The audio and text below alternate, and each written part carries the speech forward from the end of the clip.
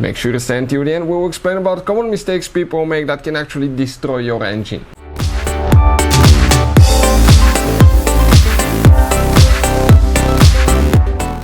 Hey guys, welcome back to Auto Repair guys. Thank you guys for watching and subscribing to the channel. Today will be super helpful video to any of you guys having a Dodge Charger with a 3.6 VVT engine, and if you're trying to find the Serpentine belt diagram, how to install the belt, stay with us. We'll explain that in this video today.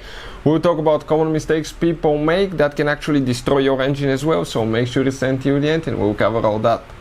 Before we start, let me tell you a little bit about us. Every single car we get here at the garage, we try to make, guys, at least 200 to 300 free repair videos on that Dodge Charger. We'll have even more. Why we do that? Because our mission in the shop is to save you as much money as we can. All we need, guys, in return, please subscribe to the channel, like the video, that way we can keep making these free videos, absolutely free. And if you guys need to buy any parts, tools for your Dodge Charger or any car, you want to get them at a good price and quick shipping, you want to save money, check out the link in the description of the video below. That's where we get all our tool supplies from, and we'll share where you can find even additional things. So what we have specifically here, guys, this is a 2018 Dodge. That 3.6 engine is quite common engine on Dodge Charger and Challenger. Now, before we start, let's explain here about the belt. Three things you should always replace when you replace belts. One is the Serpentine belt tensioner, okay, the idler pulley and the belt itself. Number two, inspect for play, okay, the water pump.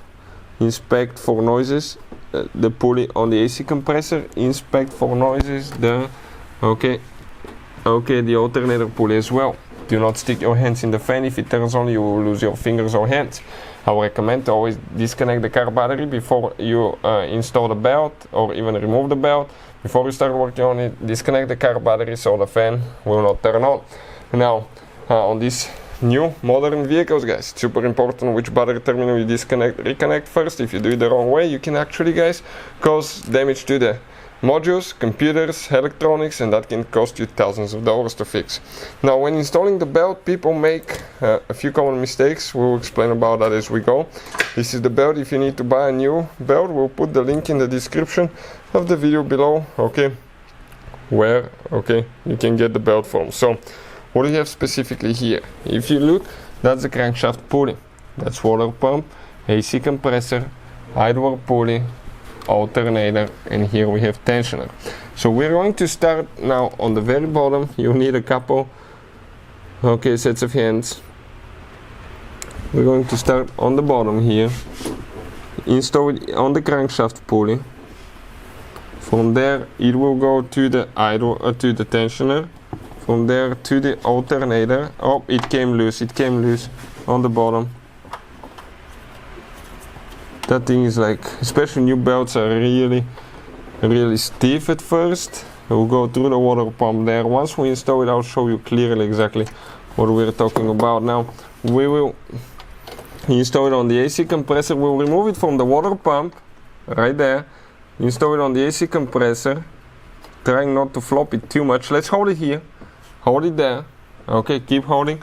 Everything's aligning. We're going to get now, the tool that goes in the tensioner right here. That's a 3/8 adapter that we have.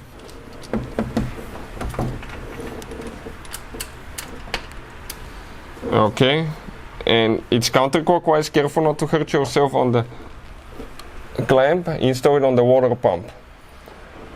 Now let go slowly. Things that you need to consider now. Common mistakes, guys. Make sure the routing is like that.